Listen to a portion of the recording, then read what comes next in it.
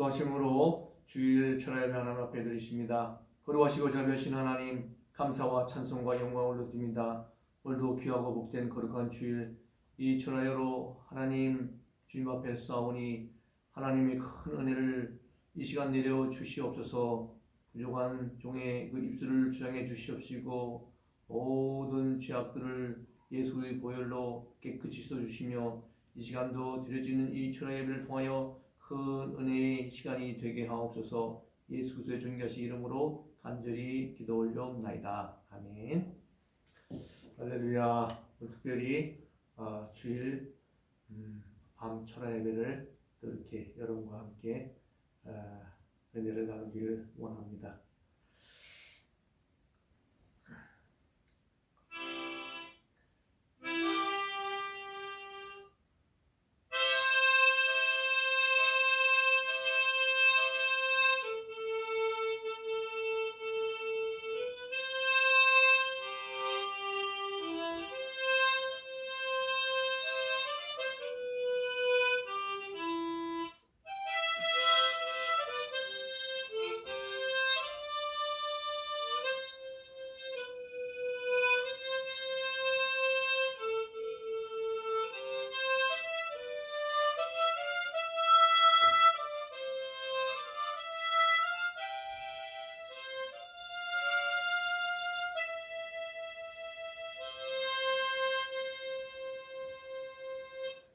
예수 우리 왕이여 이곳에 오셔서 우리가 왕께 드린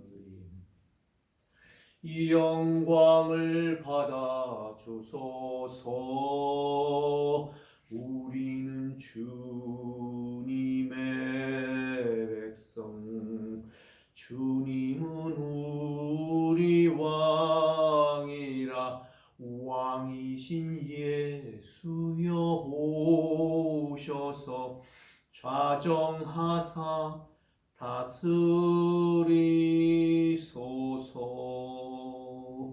예수 우리 주시여 이곳에 오셔서 우리가 주께 드린 찬양을 받아 주소서. 우리는 주님의 종들, 주님은 우리 주시라. 주 되신 예수여 오셔서 이 찬양을 받아 주소서. 거룩하시고 자비하신 하나님 아버지, 감사합니다. 이 주일 밤에도 주님 이전에 좌정하사 우리와 함께 계시며 우리를 통하여 영광 받으시기를 소원합니다. 오늘도 하나님 함께하여 주셔서 온전히 주님의 그 놀라운 기사와 이적의 그 현장이 되게 하옵시고 온전히 주님을 바라보는 참된 복된 시간 되게 해 주시옵소서. 온 천하 만상이 주 앞에 무릎 꿇어 엎드리게 해 주시옵시고 온전히 주님만 경배하는 시간 되게 하여 주시옵소서. 예수님의 이름으로 간절히 기도 올려옵나이다. 아멘. 오늘 하나님의 말씀은 마가복음 4장 30절로 32절입니다. 몽독합니다. 또 이르시되 우리가 하나님의 나라를 어떻게 비교하며 또 무슨 비유로 나타낼까? 겨자씨 한 알과 같으니 땅에 심길 때에는 땅 위의 모든 씨보다 작은 것이로되 심긴 후에는 자라서 모든 풀보다 커지며 큰 가지를 내나니 공중의 새들이 그 그늘에 깃들일 만큼 되느니라. 아멘. 할렐루야. 오늘도 하나님의 크고 놀라우신 은혜와 평강이 여러분 모두에게 임하시기를 주의 이름으로 축원합니다. 오늘 하나님의 말씀 제목 믿음으로 희망의 씨앗을 심자라는 제목으로 말씀을 전하고자 합니다. 첫째로 눈에 보이는 큰 것보다 보이지 않는 작은 것을 택하라는 말씀을 드리고 싶습니다. 마가복음 4장 31절에 겨자씨 한 알과 같으니 땅에 심길 때에는 땅 위의 모든 씨보다 작은 것이로되 이렇게 말씀을 하고 있습니다. 항상 큰 것이 좋은 것만은 아니죠. 그 시작은 작은 것에서 시작을 하고 있습니다. 오늘 특별히 제가 감동을 받는 것이 있는데 한 수학자 이야기입니다. 송유정이라는 수학자인데 저가 하나님의 은혜로 정말 세상이 감당치 못할 그 수수께끼를 풀어내고 결국은 나사의 인정을 받게 됩니다. 나사란 미국에 있는 그 나사를 얘기하는 겁니다. 그곳에서 이 송유정 수학자의 그 젊은 나이임에도 불구하고 큰 능력을 샀어요. 야, 저분을 우리 나사에 모시고 정말 이 엄청난 일들을 같이 풀어보자. 그래서 정중히 그 수학자에게 초청장을 보냅니다. 귀하께서 우리 나사에 특별 제안을 해서 모시고 싶습니다. 저와 함께 해주세요. 그렇게 제안을 보냈어요. 네, 여러분들 나사에 들어가는 것이 얼마나 어렵겠습니까? 온 지구상에서 아마 거기에 들어가려고 많은 분들이 애를 쓸 것이에요. 그러나 이 수학자는 자기가 좀 이렇게 생각할 수 있는 여유를 달라고 그러면서 또 이렇게 생각을 깊이 합니다. 자기 자신이 이 엄청난 재능을 가지고 있는데 내가 나사에 들어가서 과연 어떻게 같이 공유를 하고 어떻게 지낼 것이며, 그런데 마음 한켠에 뭔가 좀 편치 않은 그런 부분이 있는 거예요. 여러분도 살다 보면 아무리 좋은 조건이 있더라도 그 조건보다는 내 마음이 좀 편치 않는 그런 것이 있을 것입니다. 물론 외부적으로나 명예나 뭐 금전적으로 봤을 때는 당연히 그것을 따라가야 하지만 그러나 내 마음 한켠에서 불편한 어떤 것이 발견될 때가 있기도 하는 것이지요. 그런데 이 수학자는 그 나사의 제안을 결국 거절하게 됩니다. 저를 이렇게 초대해 주시고 특별히 이렇게 제안해 주시면 대단히 감사합니다만 저는 제 조국에 돌아가서 해야 할 일이 있습니다. 그것도 저를 키워준 그런 그 할머니 그리고 그 작은 동네에 가서 제가 할 일이 있다는 거예요. 정말 그분을 초대하는 사람 입장에서는 상상하기도 힘든 그런 일이 지금 벌어지고 있지만 그러나 중요한 건 당사자가 자기들의 제안을 거절하고 돌아가겠다는 사실이죠. 그래서 그들도 어떻게 할 수가 없이 결국은 이 젊은 수학자는 양양이라는 작은 곳으로 가게 됩니다. 그곳에 도착해서 또 학생들을 또 이렇게 많지도 않은 학생이겠죠. 그런 가운데 그들을 가르치는 일을 맡게 됩니다. 자기가 평생 꿈꿔왔던 일들, 내가 하나님께로부터 받은 그 달란트를 나는 정말 그 작지만 힘이 없지만 연약하지만 그들을 잘 발굴해서 그들에게도 이러한 기회를 주고 싶다. 그래서 저는 그 양양이라는 동네에 가서 그곳에서 아이들을 가르치게 됩니다. 그렇게 또 수년이 또 흘러서 그가 또 제자들을 또 보살피게 되고 양육하게 되죠. 그런 가운데 그가 놀라운 일은 자기와 같은 그런 그 생각을 가지고 좀 열심히 하는 그 학생을 또 보게 됩니다. 또 그 학생도 정말 이 나사를 그 제안을 거절하고 돌아온 이 송영 선생님을 많은 학생들이 따르겠죠. 그리고 또 학교에서도 그렇고 주변에서도 정말 화제를 일으킨 그러한 선생님이에요. 그런데도 여러분들 현 교육 실태라든가 또 여러 가지 입시 현실에서 자기 어떤 그 방식대로만 하는 것이 결코 쉽지는 않았지만, 그러나 그는 그녀에게 준 그 달란트를 10분 활용해서 학생들을 가르치기 시작을 했던 것입니다. 자, 여러분, 주변에서 그 능력을 아까워하고 당신 같은 그런 위치에서 왜 이렇게 작은 곳에 가서 뭐 그런 어렵게 그런 그 생고생을 하냐고 그러겠지만, 그러나 그의 마음 한켠에 자기가 편안한 일을 하고자 원했던 것입니다.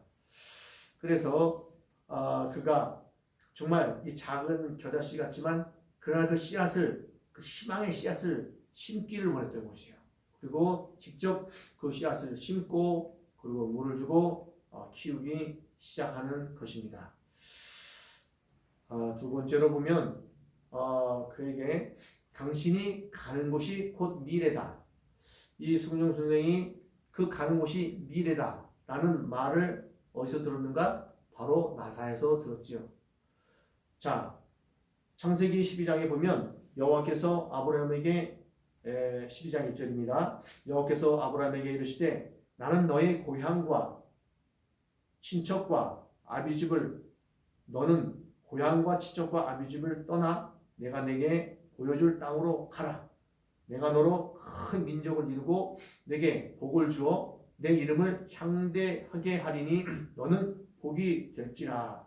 이렇게 말씀을 하고 있습니다. 정말 눈에 보이는 화려한 성공만 쫓지 않고 그 본질을 찾아서 떠나는 것이지요. 자, 우리에게 본질을 찾아 떠난다는 것이 결코 쉬운 일은 아닐 것입니다. 또 요즘과 같은 이런 그 혼돈의 그 시대에 앞으로 진로라든가 또 여러 가지 어디로 내가 가야 할지를 잘 알지 못하는 이 시기에 놓일 때가 많은데, 그런데 세계인이 부러워하는 그런 나사를 다 그들의 제안을 거절하고 시골 양양으로 내려와서 수학자로 어린 학생을 지도하게 되는데, 그가 그 학생들을 통해서 많은 것을 바라보게 돼요. 결국은 그가 정말 심혈을 기울여서 제자들을 양육한 그 가운데 그 제자 중에 하나가 세계적인 수학 경시대에 나가서 결국 금상을, 대상을 받게 됩니다. 전 세계적인 이목이 집중되는 것이지요.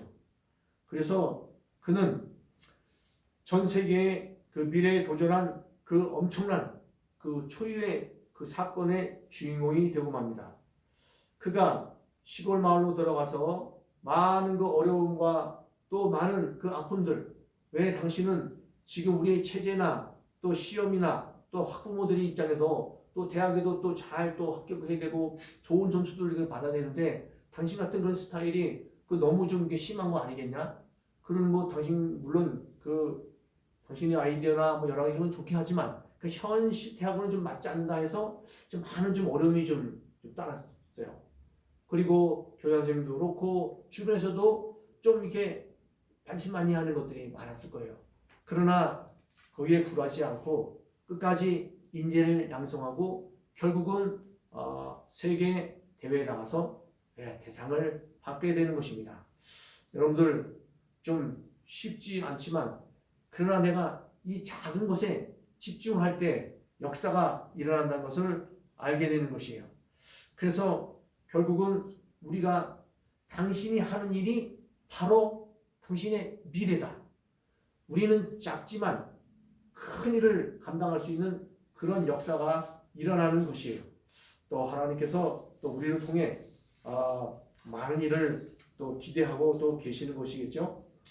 하나님께서 저와 여러분, 특별히 이 창세기 12장 1절 보면 너는 본토 친척 아비집을 떠나 내가 내게 지시할 땅으로 가라. 이렇게 말씀을 하고 계실 때 이것이 이렇게 결코 쉬운 일은 아닙니다.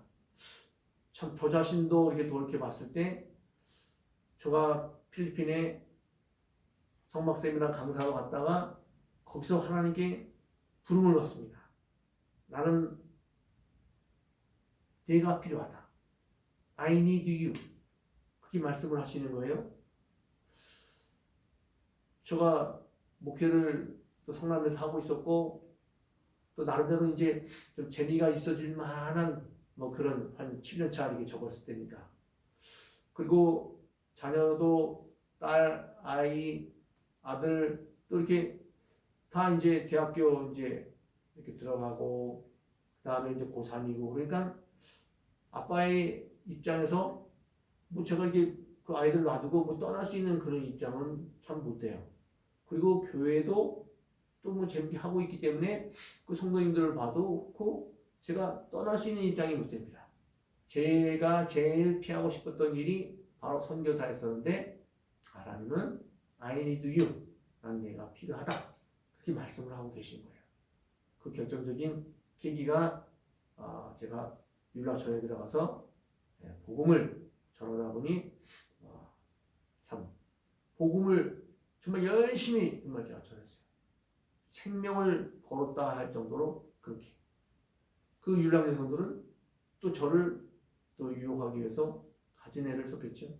1시간 반의 혈투 끝에 결국 하나님 승리하게 하였습니다.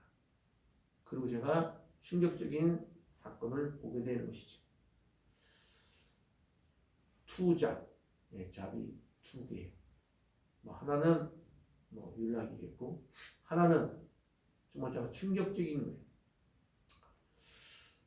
정말 그 직분이 참 너무 그 귀한 직분인데 또 그것을 하면서 겸임을 하고 있는 것이에요. 어떻게 이런 일이 있을 수 있을까? 있을 수가 없는 일이 지금 제 눈앞에서 지금 벌어지고 있는 거예요. 근데 상황을 보아한즉 가족을 부양하기 위해서 어쩔 수 없이 율락을 할 수밖에 없습니다.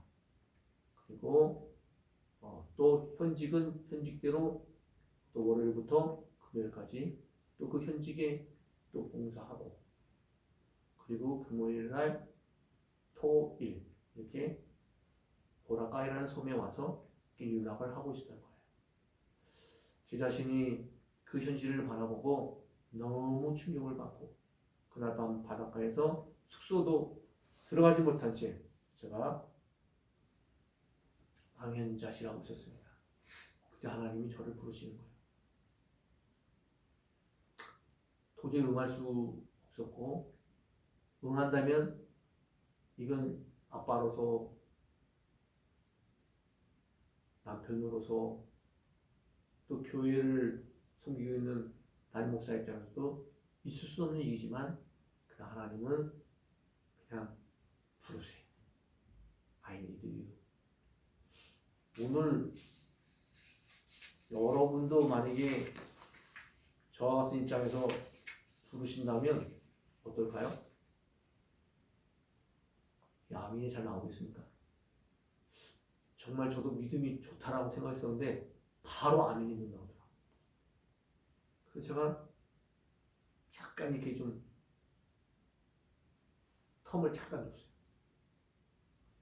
사람이 했다 그러면 기도 좀 해보고 좀 그럽시다 하는데 뭐 하나님께 하나님 부르시는데 거기다 대고 하나님 죄송합니다 기도 좀 해보고 이럴 수도 없는 거잖아요. 또 한 번 부르세요. I need you. 난 내가 필요하다고. 뭐로요? 제가 제일로 피하고 싶었던 그 길 선교사로 부르시는 거예요. 저는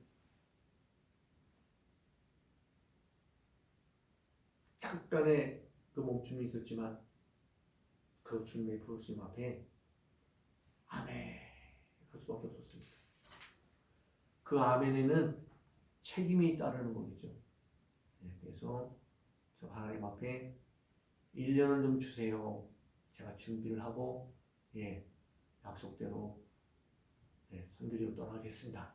그 딱 1년 만에 제가 떠난 게 벌써 22년 전 일입니다.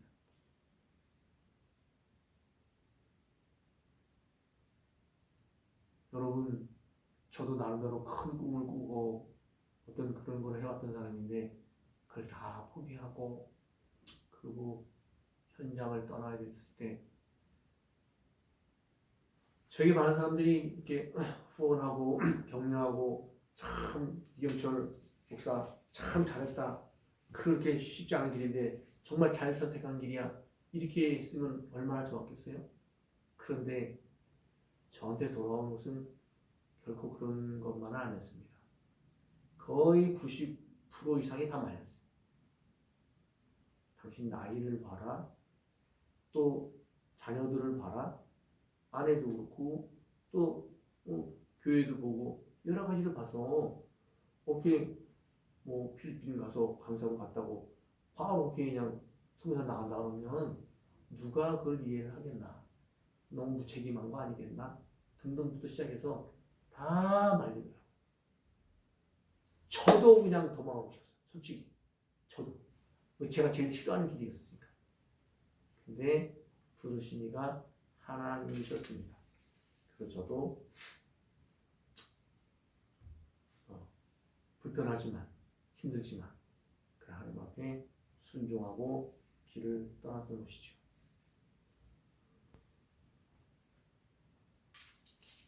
작은 씨앗이 커진다. 이 겨자씨가 눈에도 잘 보이지 않는 그 겨자씨지만 그러나 그것이 커졌을 때는 정말 큰 나무가 돼서 그곳에 새들도 와서 깃들고 많은 그늘과 또 영향력을 미치게 되는 것을 볼 수 있습니다. 저도 한국에서의 모든 목회를 정리하고 선교사 교육을 받고 그 제가 떠나게 되었을 때 제 수중에 우리나라 돈 4만 원을 들고 떠나게 됩니다. 이게 과연 제정신인가 싶을 정도였지만 그러나 그것이 현실이었습니다. 왜 다들 말렸으니까. 그러나 하나님의 우여곡절 끝에 믿음으로 저를 파송한 교회가 나타났습니다. 그 교회가 바로 성남에 있는 성도교회였습니다. 성도도 많지 않았습니다. 그러나 그 목사님도 처음에는 거절하시다가 제 문제로 깊이 기도를 하신 후에 결국은 저를 파송을 해주셨습니다. 제 나름대로도 대단히 부담스러운 일이긴 하지만 그러나 파송해주는 그것만도 너무나도 감사했습니다.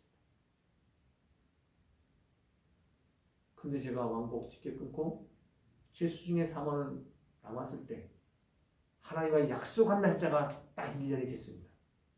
그래서 제가 어떤 선교비를 더 모으기 위해서 그 1년이라는 약속 기간을 오버시킬 수가 없었습니다. 그래서 그 4만 원을 들고 제가 인천공항을 갔던 거예요. 인천공항에 가서 제가 4만 원을 환전한다고 딱 내밀었을 때 어떤 일이 벌어진지 아십니까? 사람들이 줄을 쫙 섰어요.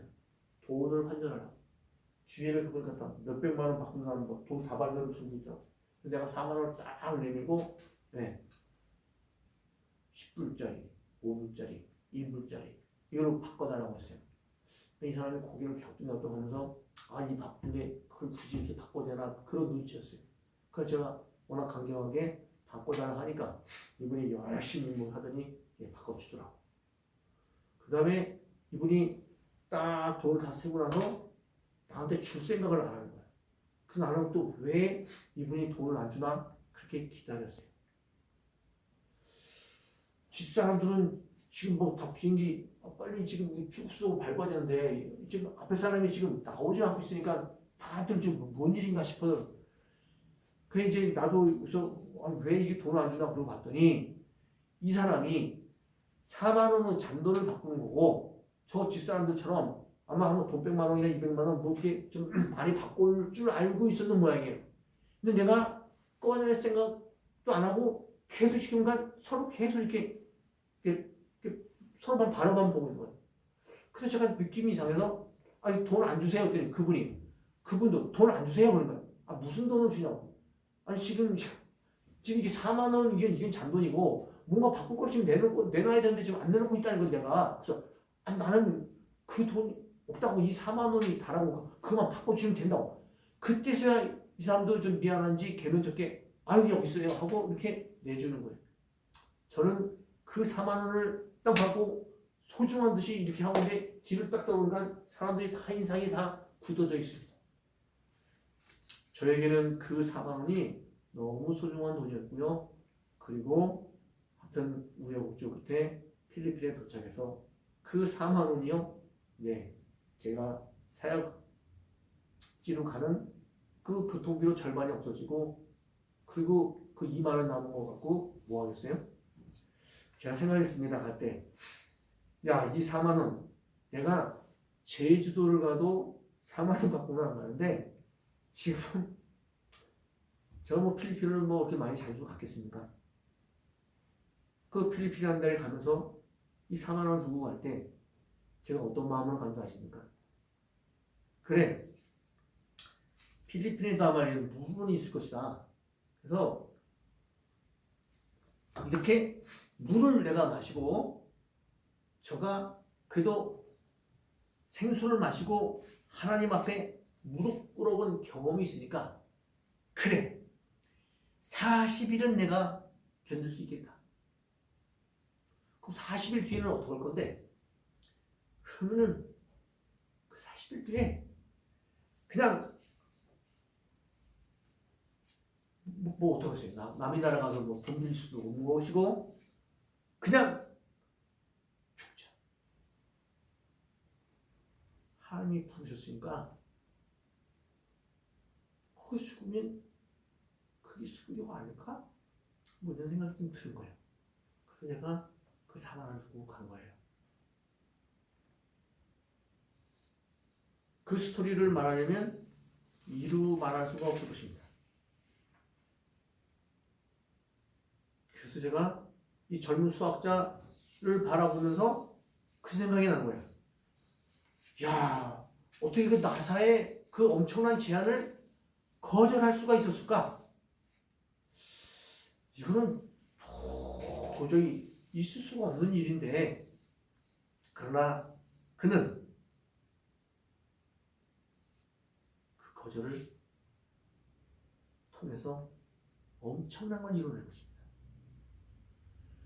그가 나사의 제안을 거절하고 자그마한 동네에 가서 그것도 수년의 세월에 걸쳐 그에게도 많은 갈등이 있었겠죠. 어려움이 있었겠죠. 그러나 한 영혼을 위해서 정말 최선을 다해서 그를 양육하고 그를 길러냈을 때 그 제자가 결국 세계 수학 경시대에서 최고의 상을 받게 되는 것이에요. 그러면서 그의 그 안에 엄청난 기쁨이 막 솟아난 거죠. 저도 부족하지만 많은 제안들을 저도 나름대로 뒤로 한 채 제가 하나님 부르셨으니까 돈 4만 원 두고 간 사람이 뭘 어떻게 해가겠습니까? 가족을 데려갈 수 있겠습니까? 지금 대학교 1학년 지금 고3짜리예요. 지금 교육을 해외 시키려고 그러면 아마 돈이 상상을 초월할 정도 있어야 됩니다. 저야 그냥 물만 먹다가 금식하고 그러다가 그냥 주님 부르시면 순교 각오로 간다는 치지만 가족들까지 그럴 수는 없는 것이고 또 그 자체가 얼마나 많은 부담이 되겠어요. 그래서 저희가 집에서요 떠나기 전에 파송 예배를 드렸어요. 그래서 하는 말이 아이들하고 식사를 하면서 자, 우리가 당신을 파송합니다. 그 대신에 이런 한 장 도와드릴 어떤 그런 형편은 당신도 아다시피 없습니다. 저 또한 4만 원 들고 가는 입장에서 아이들이나 아내에게 내가 무슨 학비나 무슨 생활비를 보태줄 그것도 없습니다. 이렇게 서로 아내와 아이들은 국내 선교, 저는 해외 선교를 지금 나간 거예요. 이게 희한한 시대에 있을 수도 없는 이런 일이 벌어지고 만 것이에요. 전 도무지 제가 이해도 안 갔고요. 누가 봐도 이건 용납할 수 있는 그런 입장이 아니죠. 그래서 다들 말렸던 거예요. 근데 하나님은 저를 부르셨어요. 왜 부르셨냐고 항변할 수도 없습니다. 그래도 제가 율락천목회를 성남에서 했었기 때문에. 그리고 영혼을 사랑한다는 그 하나. 제가 필리핀에 가서 성막 세미나 하면서도요. 제가 많은 사람들에게 그래도 그 와중에 전도한다고 그냥 막 이렇게 애를 쓴 게 그게 하나님 눈에 들어갔는지 저를 부르신 거예요. 그리고 저는 저대로 집 생각을 하면 힘들다는 생각을 할 수가 없었습니다. 또 아이들이나 아내도 아빠는 돈 4만 원 들고 하셨는데 아빠 우리가 도와드리지 못하는데 그냥 기도는 하자. 서로 이렇게 기도만 하면서 그렇게 세월이 갔죠. 제가 필리핀에는 찌푼이라는 차가 있어요. 그 트럭 같은 건데 조그만 미니버스죠. 근데 여러분 교만이 안 좋은 거죠? 거기는 차에 타려면 고개를 뻗쩍 들었다가는 머리를 다칩니다. 그래서 처음 다 고개를 숙이고 이렇게 들어가요. 들 수가 없죠. 다 숙이고 있어요. 그런 그 찌푸니 타가지고 제가 사탕을 가지고 앞에 있는 아이들한테 사탕을 내줍니다. 근데 그 부모가 같이 있죠. 근데 그 사탕을 줄 때 여기 딱 사탕 먹어라 이러면 먹겠어요? 아이들도 안 먹습니다. 우리도 사탕 하나 줘봐요. 누가 받겠습니까? 걔네들도 마찬가지예요. 저 필리핀에 못 산다고요? 결코 그렇게만 생각할 수는 없죠. 자존심이 엄청 강한 나라예요. 내가 그 사탕을 가지고요. 정중하게 그 아이지만 딱 주는 꼬마야. 메이드 인 코리아. 이거 사탕인데. 하고 내가 정중하게 그 아이한테 줍니다. 한국 거니까 맛 좀 보려? 그런데 우리 친구 보니까 하나님 너무너무 사랑하시네. 어우 어쩜 이렇게 너무 멋있어. 야 너는 이 다음에 크게 될 사람 같아. 화이팅! 할렐루야! 제가요 그 수많은 사람들이 있는 데서 그러고만 됐어요. 그리고 매연이 너무 심해서 이게 다들 그 사람들도 막 마스크를 하고 있더라. 근데 내가 돈 4만 원 들고 간 사람이 뭔 마스크를 사갔겠어요. 그 검은 매연을 다 이렇게 하고 한번 집에 가고 이렇게 딱 해서요. 요걸 이렇게 딱 보면은 이게 아주 매직 한 것처럼 새카매지는 거예요. 새카매져. 근데 그런 속에서 복음을 전하고 하는 거예요. 그러니까 발바닥으로 뛰는 거예요. 발바닥.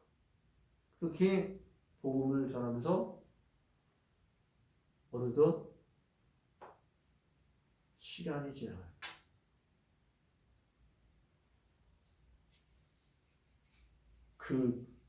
제가 얹혀 사는 교수 집에 제가 쌀값 하라고요. 그 나머지 돈도 다 좁히고 이제 뭐 빈 털털이 그냥 그런 식으로 돼버린 거예요. 진짜. 그래도 하나님은요 저를 굶기시진 않더라고요. 하나님께서요 여호와 일에 예리하신 것을 제가 알게 됐어요. 그런 속에서 제가 한 명 한 명 복음을 전하게 되고 저는 그 와중에 많은 어려움을 또 겪게 됩니다.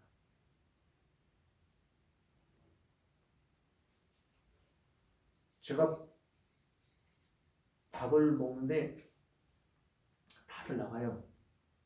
저는 또 이제 뭐 또 나갔다 들어왔다 하는데 저를 위해서 그 교수 그 어머니가 밥을 주는데 우리처럼 보기엔 무슨 전기밥솥 이런 게 없어요. 밥을 이렇게 해놓다. 그런데 제가 그 찬밥 더운 밥을 가릴 생각이 못 되니까 밥을 이렇게 이제 제가 이제 열어서 먹으려고 하는데 개미가 있지, 개미. 그 개미가 그 밥 속에 들어가 있는 거예요. 그래서 제가 젓가락으로 이놈들 봐라. 어디 감히 뭐 밥에 개미가 들어왔어요. 골라냈어요. 여기 딱. 그랬더니 그 속에 또 있는 거야. 골라내도 있고 골라내도 있고 골라내도 있고. 그게 보니까 이게 개미 소굴이 돼버린 거예요. 근데 내가 이 밥을 안 먹으면 내가 그나마 견디지 못하니까 너무 배가 고파. 근데 이 개미가 있으니 이걸 다 골라내면 어떻게 할 수가 없잖아요. 그래서 제가 그 짧은 순간에 기도해서 하나님 이거 어찌 합니까? 이 밥을 다 버릴 수도 없고 이 개미를. 근데 그때 딱 생각이 난 게 있어. 야, 개미, 너 지금 영양도 뭐 별로 이렇게 잘 먹지도 못하고 하는데 지금 이 개미가 좀 약간 신맛은 좀 있을지 모르지만은 그래도 영양이 좀 있지 않겠니? 그 생각이 퍼뜩 드는 거예요. 그렇지. 근데 개미를 주식으로 먹는 게 있더라고. 그게 뭔지 아세요? 그 개미핥기라는 게 있더라고. 맞다. 개미핥기는 개미가 주식이야. 그 개미핥기는 괜히 개미를 먹겠어? 그래 영양분이 있으니까 먹을 거 아니겠니? 그래가지고 제가 그 생각이 퍼뜩 들면서 그러고 내가 밥을 떠가지고요. 그러고 내가 밥을 떠 먹습니다. 근데 제가 이걸 먹고 잘 안 넘어가요. 그것도 어떻게 해요? 그것도 개미핥기는 개미가 주식이니까